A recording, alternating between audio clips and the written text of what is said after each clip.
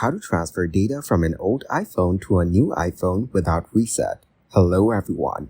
In this video, I will show you how to transfer data from an old iPhone to a new iPhone without resetting. First, make sure that your current device is connected to Wi-Fi and that Bluetooth is turned on. Then, turn on your new iPhone and place it near your old iPhone. Follow the on-screen instructions to begin the setup.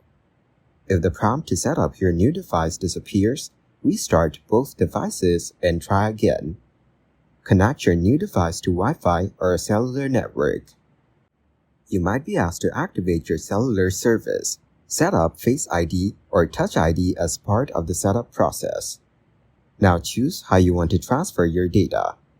If you select iCloud, your apps and data will download in the background, allowing you to start using your new iPhone right away. If you choose to transfer directly from your old iPhone, you will need to wait for the process to complete on both devices before using them. Keep both iPhones close to each other and plugged into power until the transfer is finished.